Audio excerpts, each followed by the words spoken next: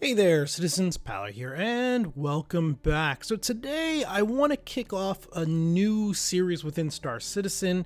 So content-wise going forward, this will likely line up most of the time midweek. So my plan is when I have something to cover within the main line of Star Citizen, talking about the upcoming patch or what it's currently live or whatever, that will still drop generally Sunday or Monday morning, somewhere in there. That will be, coming up here 3.6. We'll be getting access to that hopefully in the next week or so on the first wave of the PTU. That should be going live at the end of the month here in about 10 days or so, give or take. And then, that stuff will still be Sunday or Monday.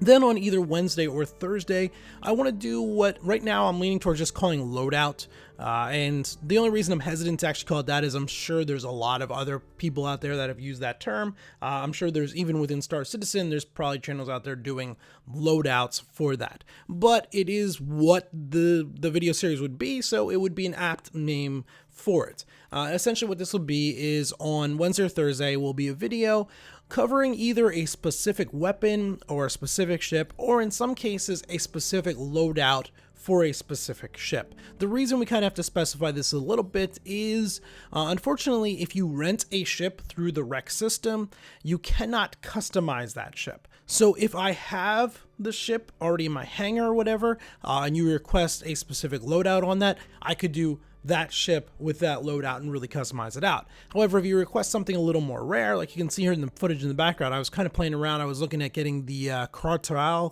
however you pronounce it.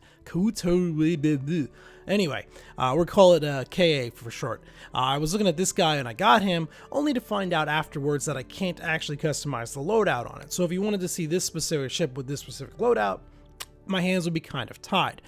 Fortunately, if unfortunately with this type of ship, there's not a whole lot you can do with it. It only has 2 size 1 hardpoints, so you're kind of limited in the loadouts you could do anyway, but yeah, I can only work within the system as it works. Also, this video series only really works as long as the rental process, the rec system, works within the game.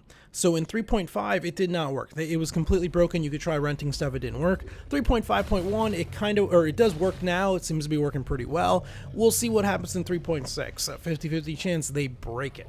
But yeah, that's kind of the idea. So going forward, if you're interested in, requesting something like that, just leave it in the comments down below. I'll pick one of them for the following week and do it that way.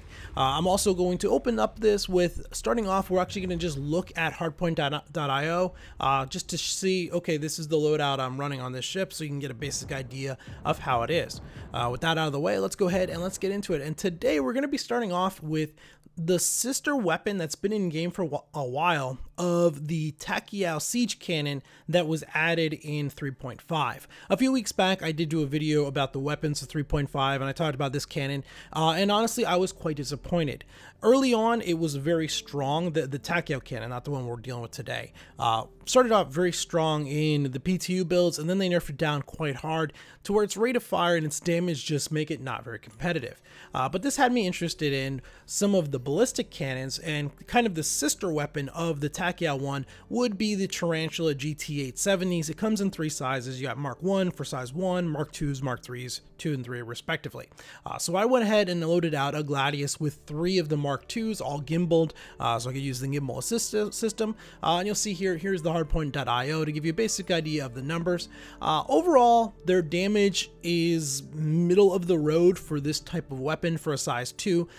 Generally, you're looking around 300 damage, so they're a little low on that, especially their overall damage per second is a little low, but they do have a fairly significant initial burst. They do hit fairly hard for what they are. Another good thing is they do have a fairly good effective range at nearly 3,000 meters, where a lot of the other weapons generally 1,800 or so. Now that 3,000 meters against larger ships works fairly well, but against smaller ships, lighter fighters, unless they're coming directly towards you or away from you, you're not going to be really doing too much with that. But yeah, let's go ahead and let's jump in game and talk about these for a little bit. What do I think about them? Well, they're definitely way better than the Gt cannons, the Singe 1, 2, and 3. There's a lot more going for them. They have a much higher rate of fire than them. I would say roughly double that of the Singe. You don't need to squeeze the trigger every single time, so you don't have to get the timing down to make the most out of them. You can just hold it down and you will fire. Now, you're only firing about every 2 seconds. It's boom, boom, boom type thing. But that does mean once you have a target locked in, you can basically hold that down and really unload on them and get the most damage out of them. Something that's a lot more difficult with the Gt cannon. The sound is also great. I will admit, I love the sound on this thing. When you first pull that trigger and your guy, as long as you're not like blacking out or whatever from the G-forces, it's got a crisp, clean boom. That really does sell the size of or not really the size of the weapon, but the power that the weapon has. For the most part, it's an effective gun. We'll stop comparing it to the Gt. We're actually going to probably compare it a little bit more to the Sawbuck now, which if you've watched some of my recent videos with the 300 series and stuff, you've seen quite a few of them. I've been running them pretty much exclusively, and the Sawbuck and this are kind of comparative overall. The Sawbuck hits lighter, doesn't hit as hard, but has a significantly higher rate of fire, whereas obviously these guys hit harder but have a significantly lower rate of fire. And it's kind of depending on what it is you're going after, which one you would kind of want. These cannons here, they seem to be more suited for mid-sized ships shooting at, say, a Cutlass or a Freelancer. They did do work on the Connie, though I'll admit that the Connie took more damage than I was really expecting. But I never really got to the point where I was in major risk of running out of ammo using them in Arena Commander. Between the ammo being dropped and everything, they will work. Whereas the Sawbuck was a lot more effective against the light fighters just due to the higher rate of fire. It was able to put more lead out, so when you did catch that ship changing directions or whatever, there were just more projectiles in the air to intercept them before they got accelerating off and your projectiles are missing again. So the lighter fighters, I definitely would go more with the Sawbuck, but when I did have the Sawbuck and I was using it against things like, again, the larger type ships, the Constellation, I definitely found that I was having issues not running out of ammo to take one of those out. So it's kind of a trade-off. If I was using this in the Persistent universe, and I was doing some of the higher end bounties where I knew I was going to be going out and fighting the Valkyrie or possibly a Hammerhead or something, I would actually probably take these over the Sawbucks. I could stand off. I can use their longer range, stay out about 2,000 meters from them or so, where I'm going to be outside most of the effective range of their turrets, and be able to just hit them relatively effectively with it. You still have the question of, would you rather a energy-based weapon, one of the Panther repeaters or something like that, where you don't have to worry about ammo at all? And that's a tough one. These definitely do feel like they would go through a little bit better than the repeaters, but their actual damage numbers, if you look in the Hardpoint.io, are not better. So that's more complicated. But we're not here to say, well, we are here to balance these out a little bit, but for what they are, going after specific targets, primarily primarily Cutlasses and Freelancers, they are quite powerful.